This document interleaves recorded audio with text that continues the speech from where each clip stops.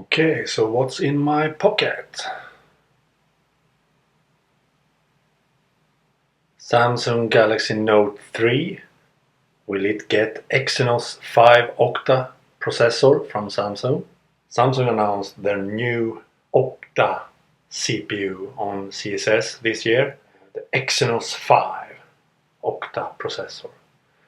But they didn't say which devices that should get this processor. So it's quite possible that the Galaxy Note 3 will get this CPU. As you may know, I have done some videos about it before.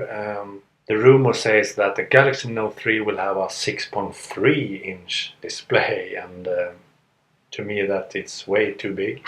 But this Octa CPU, Exynos, will make the battery life better, says Samsung. It will use 4 cores for intense things your phone will do, and 4 cores to more easy tasks. And by doing that, Samsung says that the battery life will be much better. So hopefully this CPU from Samsung will be in the Galaxy Note 3 and hopefully in the Galaxy S4 too. And what do you think about the big 6.3 inch display the rumor says the Note 3 will have? To me that is too big. I've tried the Note 2 with 5.5 inch and I think that size is the perfect size to have always with me in my pocket of my jeans. It's a perfect size. I know that Huawei on CES 2013 showed us a phablet with a 6.1 inch display, and they show us that you can have it in your pocket and so on, but I still think that it is too big. Actually, I think that 6.3 inch will be even bigger, and as you can see here, and Samsung Galaxy S3 and the Note 2, you can see how much bigger the Note 2 is. So the Galaxy Note 3, if it will have 6.3 inch display, it will be much bigger than the Note 2. It will look like that image I show you, but between the Note 2 and Note 3 instead, and that is too much, at least for me.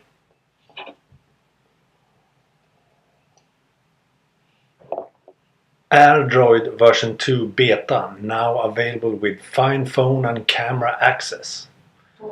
This app, Airdroid, is one of the best apps on Android. It's really great. It's so great that you don't need or have to connect your phone to a computer by using the USB cable. Airdroid does this completely wirelessly and it works awesomely great. It works awesomely great. And these new features in the beta version, Find Phone and camera access, well, they are useful, but maybe not to me. For me, I will not use them as much as I use all other things in Airdroid. As you can see in this image of the beta version of Airdroid, you can use your Android phone's camera on your laptop, and when you take a photo with your phone or video, it gets stored on your computer instead of your phone. I think that's awesome. You can use the camera to video recording your home, for example, and connect to it from your computer and watch the video. So it's pretty cool. I can highly recommend Airdroid, and this beta version is free to try out on their web page. The beta version is not available in Google Play Store, but you can download the APK file from their website and install it to try it.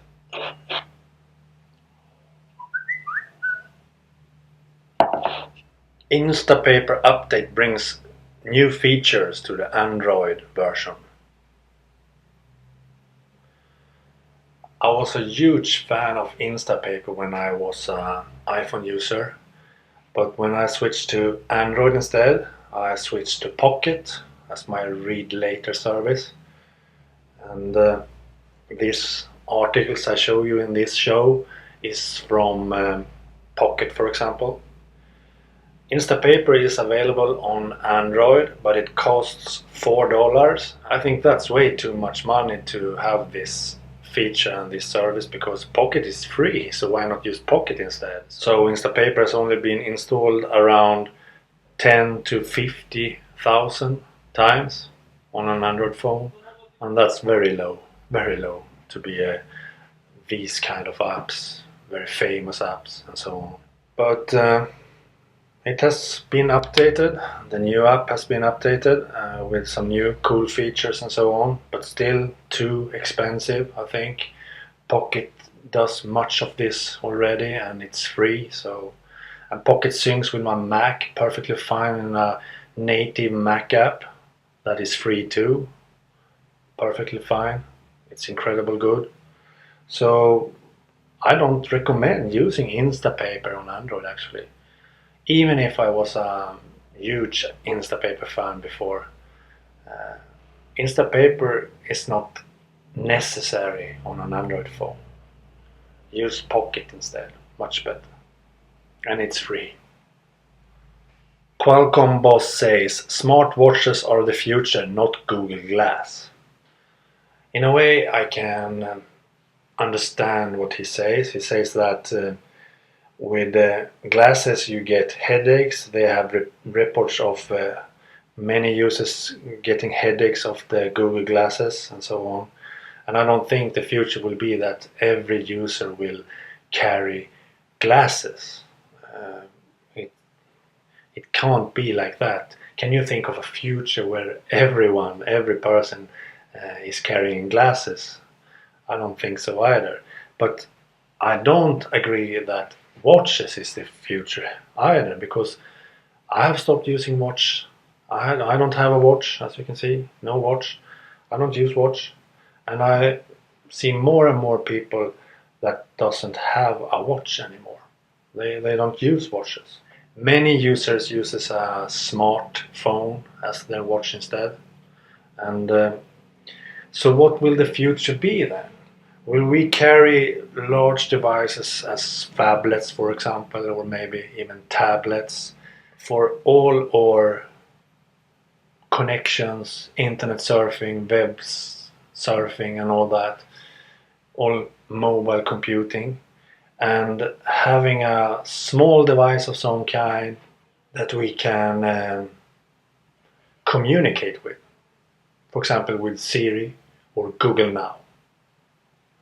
I think that could be the future, but how will such device work and how will it be? Will it only be a microphone on your shirt, or will it be something else? I don't know, but I don't think glasses is the future. I don't think watches is the future, because it's too awkward to carry them. But I do think that large devices as phablets or small tablets is the future for everyone. I think they will be more and more powerful, and you will be able to connect them to a display at home, for example an HD TV, and the phone, the device, will be your computer at home, your desktop computer used by mouse, keyboard and all that. And when you disconnect it, you can use it as a mobile device. I think that will be the future, but will we also have a device to communicate with our other mobile device? That's the question. What do you think? Will we have a watch? Will we have Google glasses? Or what? What device do you think we will have? HTC M7 design, Sense 5.0, specifics rumored. This is an older post, I know. I haven't got the time to talk about it, but Some images of the coming HTC Sense 5 has leaked out on the web, and the most interesting about that is that it looks like Sense 5 is not as skinned as the other versions has been, so it looks more like vanilla Android now with a bit of HTC touch on it, and that's fine by me. Here's an image of the keyboard, for example. And here is another image of the num keypad when doing calls and so on. But these images doesn't tell much, but the leaked info about this says that it will not be as skinned as usually. I like that more and more manufacturers are doing more vanilla looking Android of their devices. I hope also that all these new releases we see on all new devices coming, that they will get Android updates much earlier now and much faster, getting all the Android updates, because that is what they need, because the Nexus devices get updates directly, but it takes a long time before Samsung devices or HTC devices, Sony's devices and so on gets the updates. But if they do all this light skinning instead, maybe we can have the updates much faster now. I hope that, at least. That would be awesome. Samsung Galaxy Note 8 leaks out with benchmarks. iPad mini competitor coming at Mobile World Congress. So, the specs of the Galaxy Note 8, an 8-inch Note with S Pen and all that, has leaked out on the web, and it's obvious iPad mini competitor, if you can see that in the specs, for example. The resolution on the display is much lower, so it will be cheaper probably. That's good. It will compete with iPad mini directly. Here is the specs. And as you can see, the 8-inch display will have 1280 by 800 resolution TFT display, super clear LCD, and that is a bit lower than I have thought this device should have. It's good though, so hopefully it will compete with the price of the iPad mini, but will be better. Other specs are a battery of 4600 mAh, and that's hopefully enough. Looks good. It weighs 330 grams. It has a 1.6 GHz quad-core Exynos CPU, 5 megapixel rear camera and 1.3 megapixel front camera. Internal storage is 16 GB or 32 GB and can be upgraded with a micro SD card in the micro SD slot, and that's great. It will have 3G or only Wi-Fi. That's good too. So hopefully we will see this device in February on Mobile World Congress. It will be very interesting. Sony Xperia Tablet Z will be launched January 22 in Japan, confirms entity DoCoMo in Japan. That's very early. We talked about this tablet yesterday after a leak. But remember, this is only in Japan.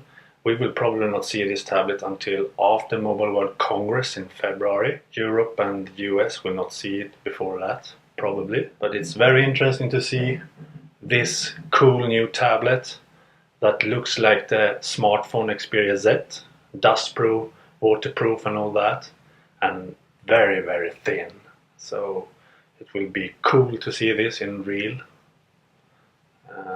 So now you know when this cool tablet will come. Okay, so that was a bit about what I have in my pocket this time. This is my new show, as I said yesterday, and I will try to do these episodes quite often. I can't say every day, but quite often. And I hope you like it. I got some comments yesterday that they think this was really great, so I hope more and more see that this show is great, because then I will do them much more often. And I will try to be better and better, of course. I will work on how I will do them and all that. So please like this video. I need the likes. If you like the show, like the video, because that helps me a lot. So please give it a like. Please do that. Okay? Bye.